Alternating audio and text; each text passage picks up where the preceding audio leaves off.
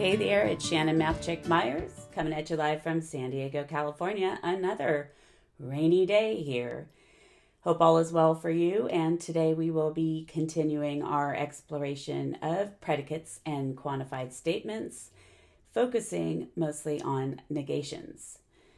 So check out the statement, all dogs are Akitas. How would we negate this statement? Would it work to write no dogs are Akitas?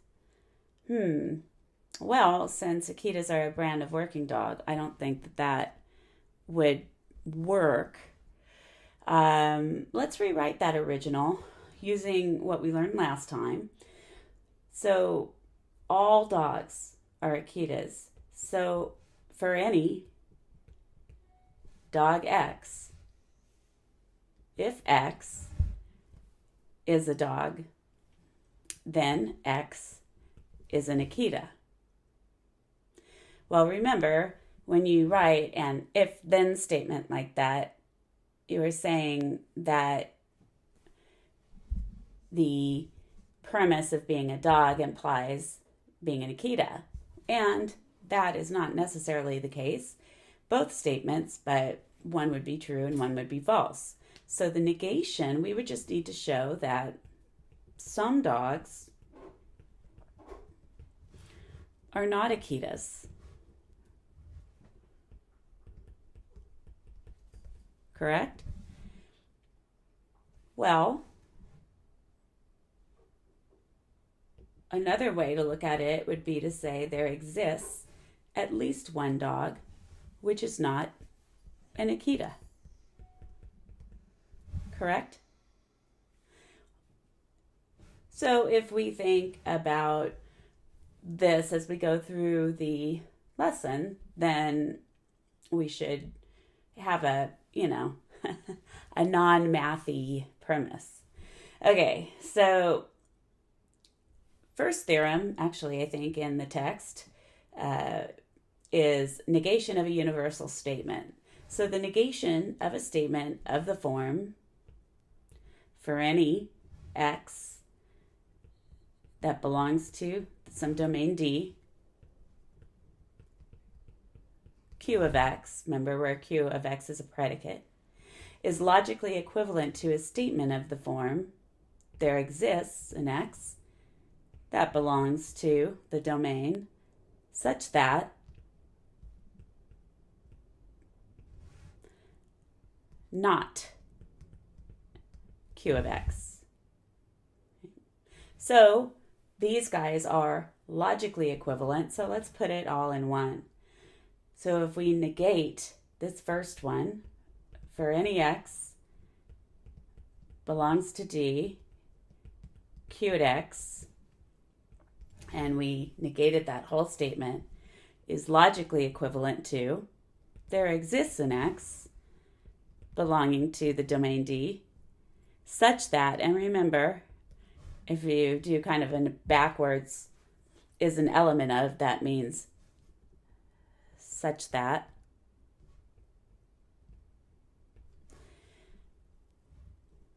not Q at X. Good? All right.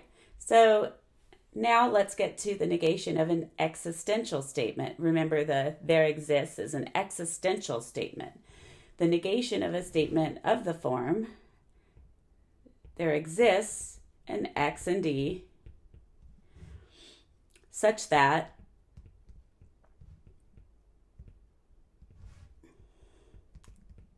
Q of X is logically equivalent to a statement of the form for any X and D not Q of X. So symbolically, if we negate that whole first statement, there exists an X belonging to the domain D such that Q of X, the negation of that is logically equivalent to, for any X in D, not Q of X. All right, so let's practice, right? First of all, let's look at just an informal negation. There's more than one response to these, but if we think about negating these statements, all dogs are friendly. Well, some dogs are not friendly, or you could say some dogs are unfriendly.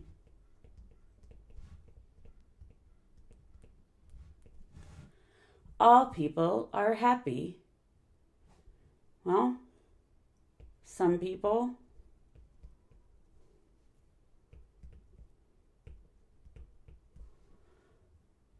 are unhappy, or we could say some people are not happy.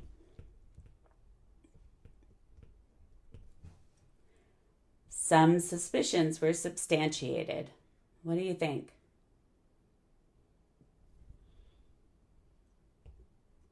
Not all, maybe, suspicions.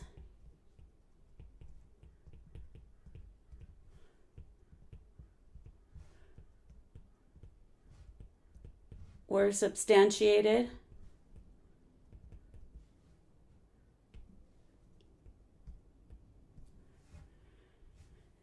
And some estimates are correct. Well, if you've ever had an estimate on your car or your home, you know that oftentimes they are not. So we can say not every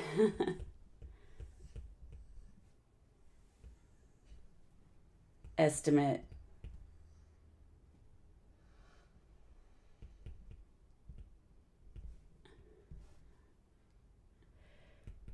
is correct. All right, so those probably weren't too mean for you, but if we take a look at symbolically, sometimes people have a little bit of trouble. But if you think about what this is saying in actual words, sometimes it's easier to find a negation, right? So for the second example, write a negation for the statement for any x belonging to the real numbers. If x is greater than 0, then the square root of x belongs to the real numbers. Now, I just want to point out that this happens to be a true statement.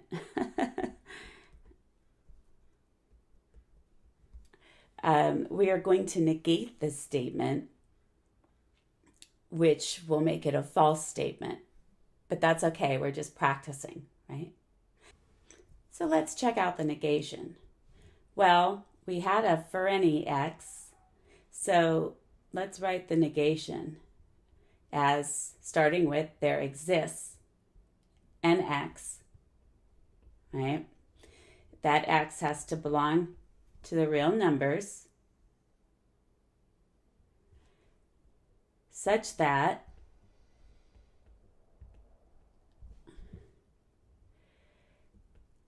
x is greater than 0, right? We want to keep that condition. And the square root of x is not an element of the real numbers. So there we have our negation. So officially, if you are negating a universal conditional statement in this form, for any x, if p of x, then q of x is logically equivalent to there exists an x such that p of x and not q of x. Good so far? All right. So as we've just observed, the negation of a for all or for any statement is a there exists statement. And the negation of a there exists statement is a for any statement or for all statement. If Q of X is a predicate and the domain D of X is the set going from X1, X2, X3, all the way down to some Xn, then the statements for any X belonging to D, Q of X, and Q of X1. And remember this statement, the and statement in logic. Q of X2. All of these and statements are equivalent to that statement above. Okay? All right, so now let's look at another case. So those are all logically equivalent. So similarly, if Q of X is a predicate and D equals all of these, X1, X2, X3, all the way down to Xn, then the statement, there exists an X belonging to our domain D such that Q of X and this string of or statements, Q1 of X1 or Q of X1, Q of X2, or ... or Q of Xn are logically equivalent as well. And that should sort of remind you of, some of these things we go over are going to be kind of reminiscent of De Morgan's laws when we do negations, all right? Now, in general, a statement of the form for any X belonging to D, the domain, if P of X, then Q of X is called vacuously, remember that? Vacuously true or true by default if and only if P of X is false for every X in the domain.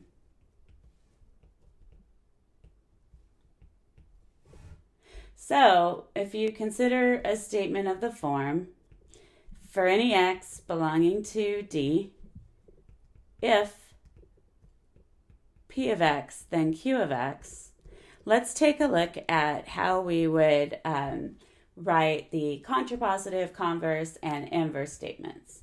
So it's contrapositive is the statement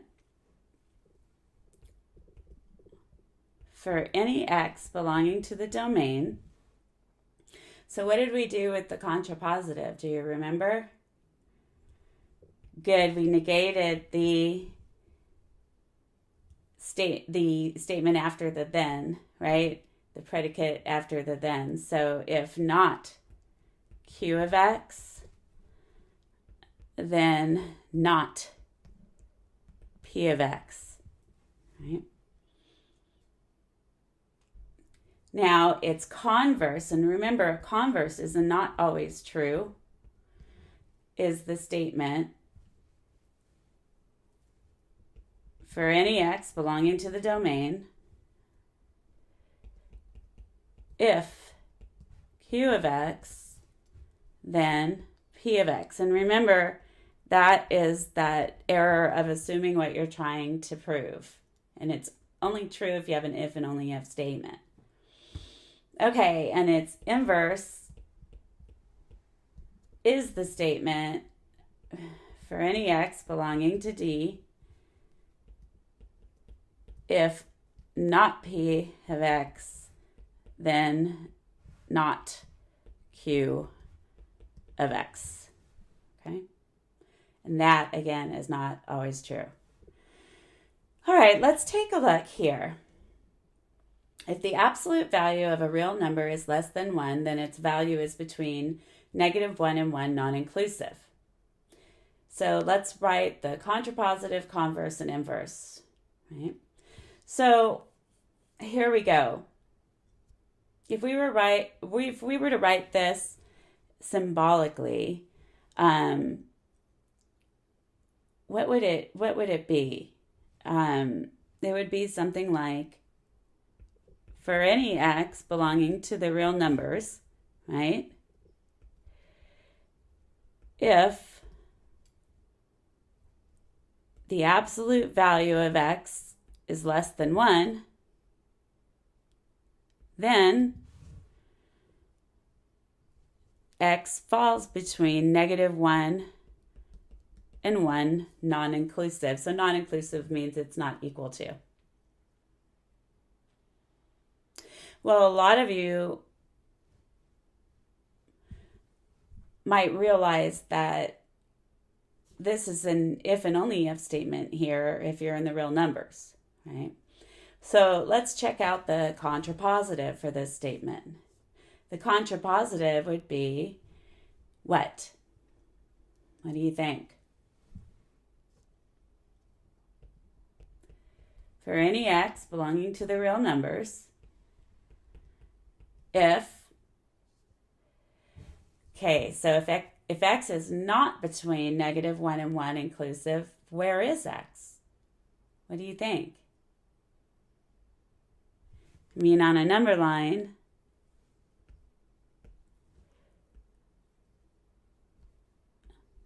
this is -1 and 1, you'd have open circles, wouldn't you? Here, and then all the numbers in between. And so what would the converse of that, what would the opposite of that statement be? It'd be the tails and -1 and 1, right? So you'd have that situation, right? If you're negating that. So what would we say? If x is less than or equal to -1, or x is greater than or equal to 1, then the absolute value of x would be greater than or equal to 1. So that would be our contrapositive, which happens to be true. All right, let's take a look at the converse. The converse would be what? For any x belonging to the real numbers, if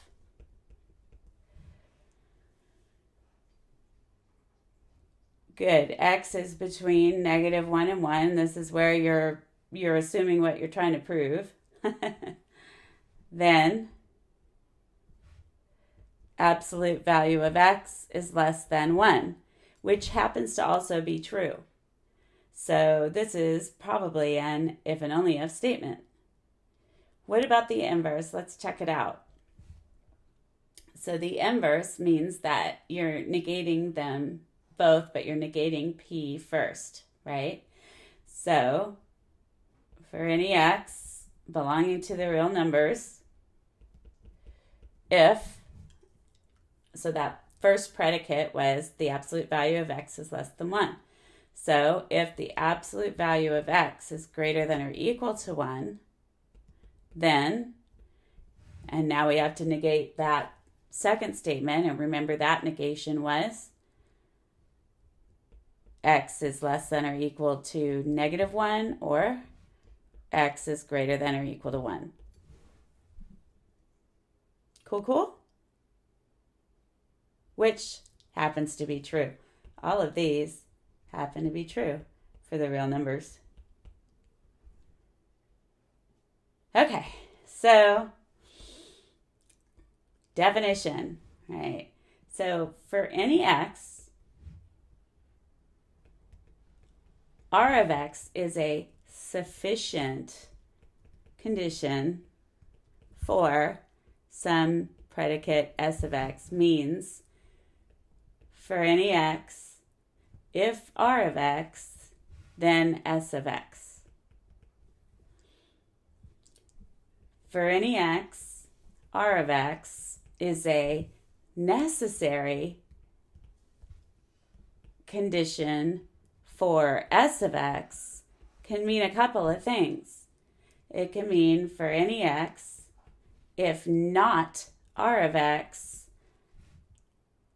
then not s of x, right? So if you have a necessary condition, then your inverse is true, okay? Or equivalently, for any x, if s of x happens, then r of x happens, okay? So a necessary condition means that the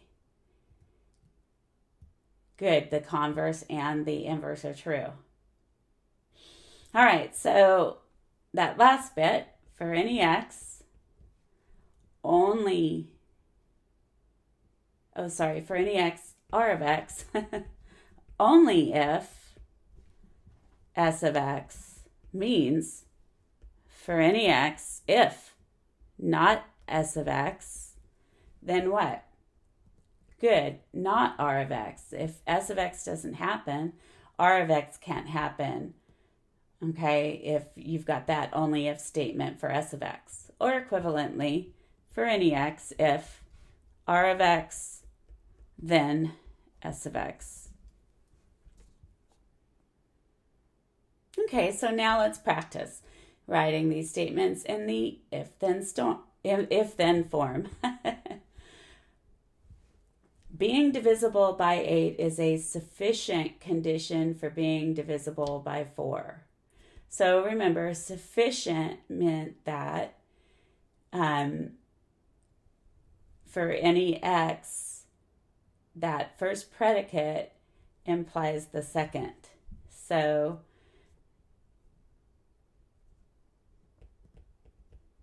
if a number is divisible by 8,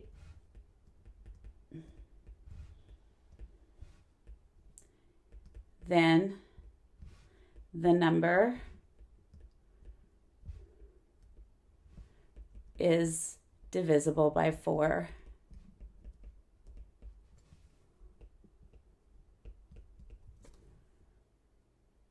Okay, so why don't you go ahead and pause the video and see if you can do number 2. And then check and see how you did. All right, let's see how you did. Passing a comprehensive exam is a necessary condition for obtaining a master's degree. So necessary condition, remember, could be written a couple of ways, right? So here, if we write it using the positive, we can say if 1 obtains a master's degree,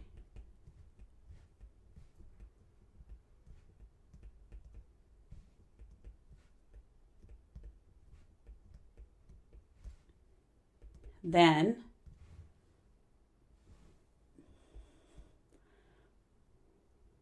one has passed, or you could say a person,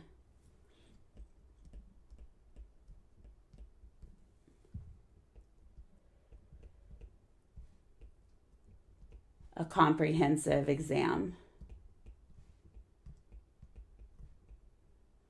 You also could have said if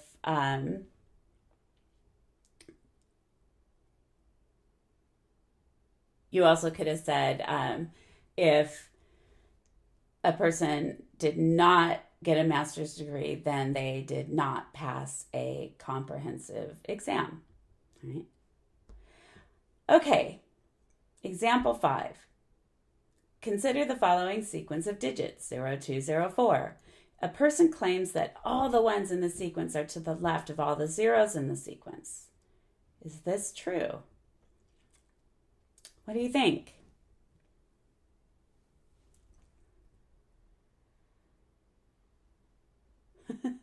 Kind of a weird one, right?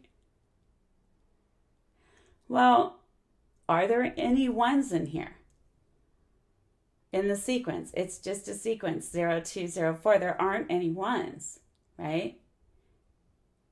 Let's write out what this is saying, right? What this claim is saying. This claim is saying if x is 1, right? And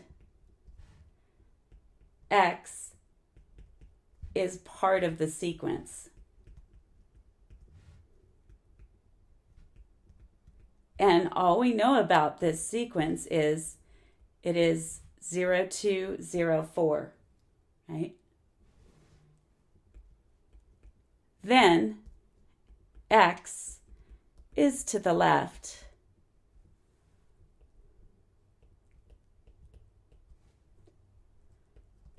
of all the zeros in the sequence.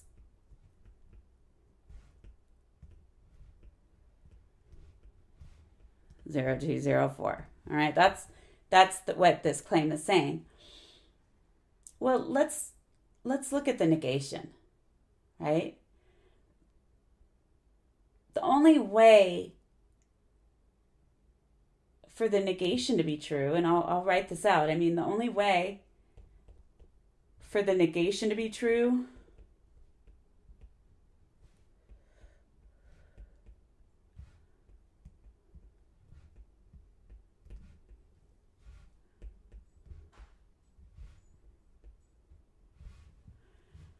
is if there's actually a 1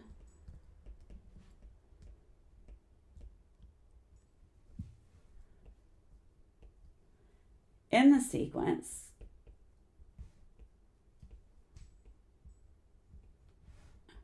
zero, 2, 0, 4, which there is not.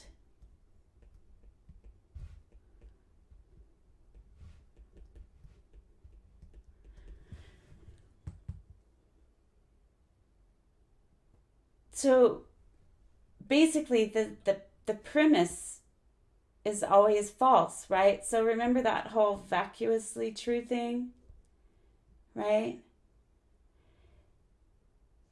If P of X is always false, right? For every number in the domain being that sequence 0, 2, 0, 4, then it's true by default. The statement is true by default, right?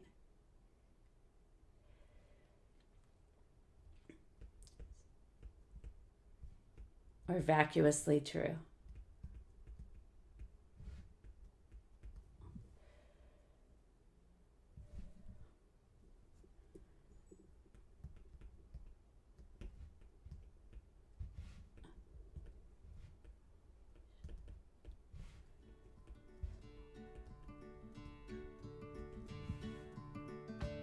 All right, so I'll kind of box that one. And that does it for 3.2 from the EP textbook for Discrete Mathematics with Applications. So have a wonderful day, and if you like what I'm doing here, please subscribe and feel free